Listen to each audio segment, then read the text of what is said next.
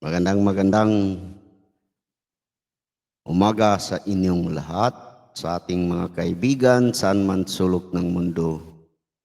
Magandang umaga sa ating mga manonood, magandang umaga sa inyong lahat. Naku,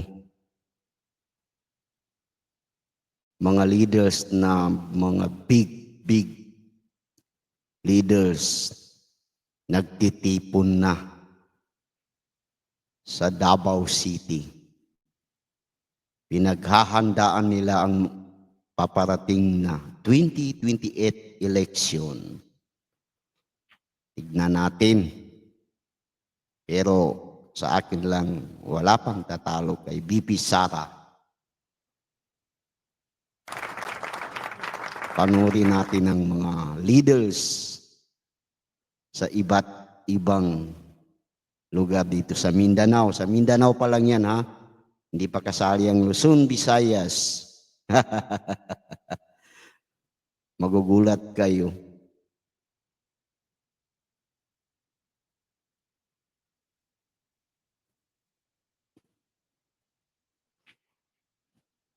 Magugulat kayo. Ayan.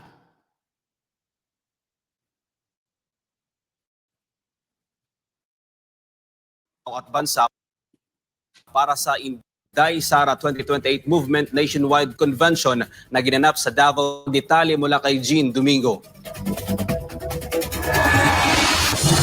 Isinagawa ang isang pagtitipon sa Davao City na pinangunahan ni Commissioner Marma Sangit at inorganisa ng Solid Duterte Supporters Group. Layunin ng pagtitipon na palakasin ng panawagan para sa pure volunteerism and self-reliance na nakaangkla sa advokasiyang para sa Diyos at para sa bayan. Dinaluhan ito ng community leaders, grassroots organizers at mga taga-suporta mula sa iba't ibang probinsya.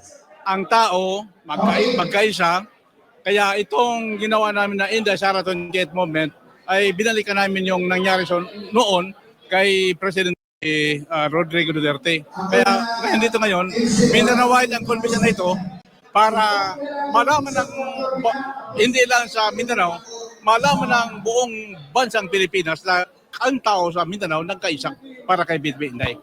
Wala tayong magawa dahil ang Pilipinas ngayon, medyo may mga problema tayo. Kaya dito ngayon, ang ginawa natin ito para malaman ng taong bayan na tayo ay nagkaisa. So ito ang mahalaga na tayo ay magkaisa. Una, ito ay magkaisa tayo para ma-update ng taga-Mindanao at taga-Pilipinas.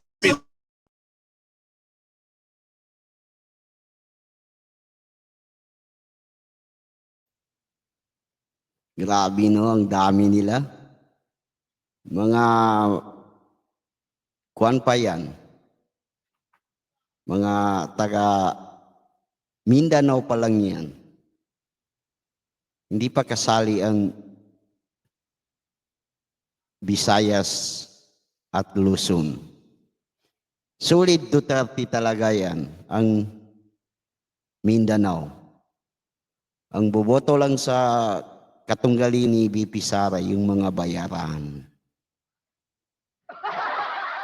Pero yung may puso, hindi talaga nila ipagpapalit ang mga Duterte sa mga magnanakaw na politiko.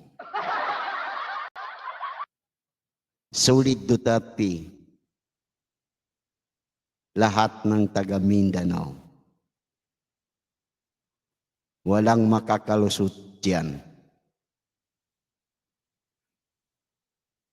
Lalong-lalo na nagkaisa ng mga tao. Kaya sigurado landslide na yan si VP Sara.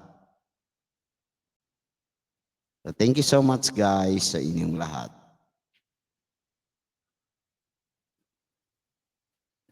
Thank you for watching.